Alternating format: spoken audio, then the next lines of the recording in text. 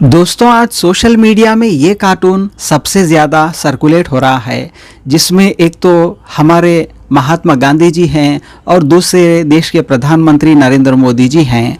अब यहाँ पर मोदी जी गांधी जी की गोद में सोए हुए हैं, जिनसे गांधी जी बोल रहे हैं, बेटा ना तू खुद सोता है ना किसी को सोने देता है, ऐसा क्यों कर रहा है बेटा तू, ना खुद सोता है ना दूसरों को सोने देता है। ये सवाल पूछ रहे हैं गांधी जी मोदी जी को सुलाते हुए, कोशिश करते हुए सुलाने की। तो मोदी जी जवाब दे रहे हैं, बापू मुझे भी आप जैसी अपनी फ़ोटो नोट पर छपवानी है। अब हो सकता है, पॉसिबिलिटीज़ डेफिनेटली है कि मोदी जी का ये अरमान हो कि वो अपनी फ़ोटो नोट पर छपवाए, क्योंकि हमने कई बार देखा मोदी जी को एक फ़ोटो जीवी के रूप में, एक कैमरा जीवी के रूप में। कई बार हमने देखा जब मोदी जी के आगे कोई आ जाता है और कैमरा के बीच में वो आ जाता है तो फ़ौरन मोदी जी हाथ से उसे हटा देते हैं या तो उसे डांट देते हैं कि मेरे और कैमरे के बीच में मत आओ। तो मोदी जी का वो कैमरा जीवी वाला कैरेक्टर हमने कई बार देखा हुआ है ऑलरेडी।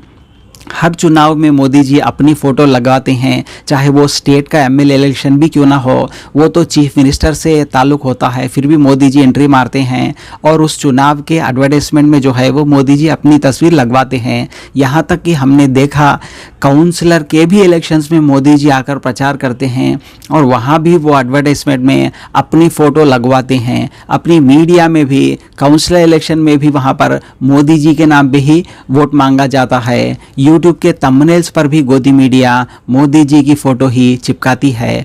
तो डेफिनेटली ये हो सकता है कि मोदी जी का ये अरमान भी हो कि उन्हें नोट पर रखी जाए उनकी तस्वीर। वैसे इन्हीं कुछ मुद्दों को लेकर, मोदी जी की फ़ोटो जीवी होने के मुद्दों को लेकर और कई सारे धार्मिक मुद्दों को लेकर कि कैसे भाजपा धर्म की राजनीति करती है, इन्हीं कुछ मुद्दों को लेकर लगातार सरकार का विरोध हो रहा है। तो देखना यह है कि अब 2024 इलेक्शंस में जनता का ये गुस्सा रंग ला पाता है या नहीं। वैसे सामाजिक कार्यकर्ता तो भाजपा के पीछे लगातार लगे हुए हैं। हिंदू धर्म से नफरत कुरान नहीं कहता, भारत की मस्जिद तोड़ो श्री राम नहीं कहते, रोटी का कोई धर्म नहीं होता, पानी का कोई जात नहीं होती, जहां इंसानियत जिंदा है वहां मजहब की बात नहीं होती। किसी को लगता है हिंदू खतरे में है, किसी को लगता है मुसलमान खतरे में है। इंसानियत की नजर से देखिए साहब, मोदी और शाह की वजह से पूरा हिंदुस्तान खतरे में है।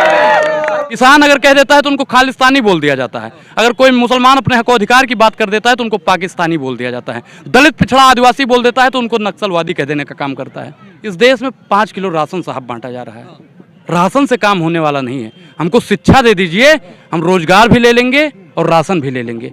भारतीय जनता पार्टी युवाओं को शिक्षा इसलिए नहीं दे रही है क्योंकि वो जानती है कि जिस दिन ये बच्चे शिक्षित हो गए, अंबेडकर बनेंगे, कलाम बनेंगे, फूले पेरियार बनेंगे, इसलिए भारतीय जनता पार्टी शिक्षा से वंचित कर रही है। आप बताइए, शिक्षा पे टैक्स लगाने वाली अगर कोई निकम्मी सरकार हुई है तो भारतीय जनता पार्टी हुई है। हर चीज प्राइवेट हो जाएगा तो सरकारी प्रधानमंत्री का हम झुनझुना बजाएंगे।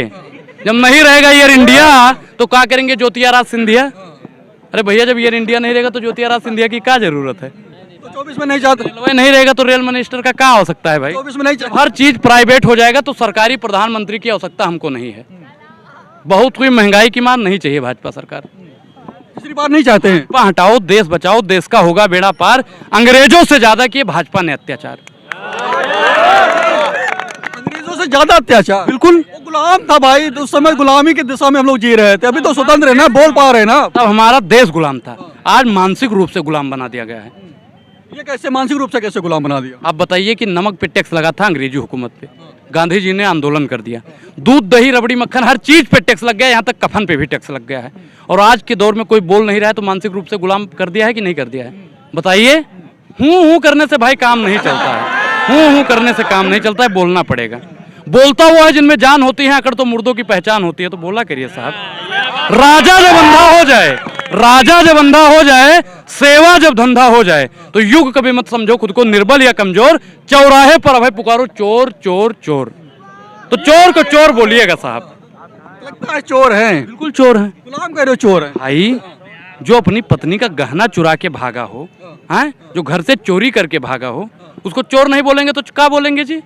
हैं, जो आए दिन अनुराग ओझा के घर से महीने में 600 रुपए की चोरी करता हो, उसको चोर नहीं बोलेंगे तो क्या बोलेंगे? सुनिए, जो डेली 50 और 55 रुपए का डीजल पेट्रोल अनुराग ओझा भरवाता है और उसकी चोरी हो रही है तो अनुराग ओझा उसको चोर बोलेगा और उसके लिए जेल मुकदमा कर दीजिएगा साहब, डरने वाले नहीं हैं। जब तक जेल में चना रहेगा आना जाना लगा रहेगा। वो चाहते हैं हिंदुस्तान छोड़ दें हम, वो चाहते हैं हिंदुस्तान छोड़ दें हम, अब भूत के डर से मकान छोड़ दें हम। वो कहाँ चाहता है कि हिंदुस्तान छोड़ दे? भाई ब्राह्मण आदमी आपसे कहेंगे हिंदुस्तान छोड़ दें? अरे भैया उनकी चलती नहीं है, वरना अब तक हमको चला दिए होते। समझ रहे हैं ना?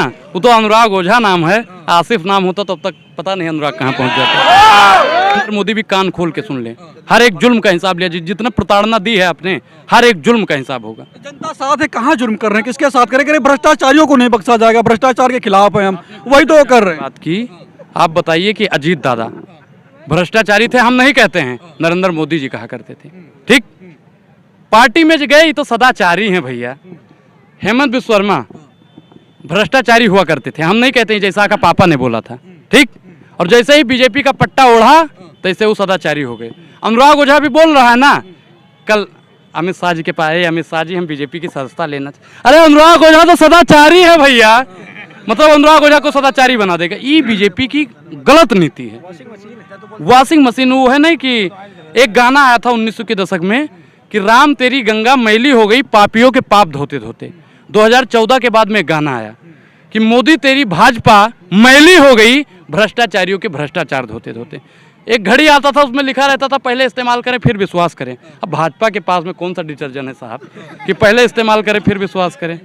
कौन सा डिटर्जेंट है? खत्म हो गया, विश्वास खत्म है भाई, पता नहीं है। अब मोदी पे एक विश्वास। बार और विश्वास कर लीजिए, 24 में तीसरी बार बनाई, कह रहे हैं कि विकसित भारत करेंगे। मैंने आपको चाय का उदाहरण दे दिया कि तीसरी बार पिएगा तो जहर हो जाएगा। एक चीज आपको मैं बता दूं कि मोदी जी पे विश्वास यशोदा बैन अगर कर लें तो अनुराग ओझा विश्वास करेगा। मोदी जी कहते हैं मोदी की गारंटी है। हमारे हिंदू प्रथा में है, सनातन प्रथा में है कि जब हमारी शादी होती है ना तो 7 फेरा लिया जाता है, यानी 7 वचन दिया जाता है। प्रधानमंत्री नरेंद्र मोदी जी जब यशोदा बैन के सगे नहीं हुए तो देशवासियों के सगे होने वाले नहीं हैं, ये याद रखिएगा। गारंटी उनकी काम नहीं कर रही है क्या? कौन सी गारंटी? गारंटी काम करी थी, बड़े बड़े पोस्टर लगे शहरों में। वो पोस्टर जीवी हैं, विज्ञापन जीवी हैं, जुमला जीवी हैं। जनता का सारा पैसा विज्ञापन में लगा दिया, जनता ने हिसाब पूछा तो हिंदू मुसलमान करा दिया। तो ये हिंदू मुसलमान करने वाले साहब हैं, हिंदू मुसलमान वालों की अब देश में जरूरत नहीं है। खत्म, बाय बाय, टाटा, होना चाहिए हिंदू गुड बाय। मुसलमान, 24 में बिल्कुल नहीं होना चाहिए। मजा आया और मैं ये जो मजा है हिंदुस्तान के हर व्यक्ति को देना चाहता हूं।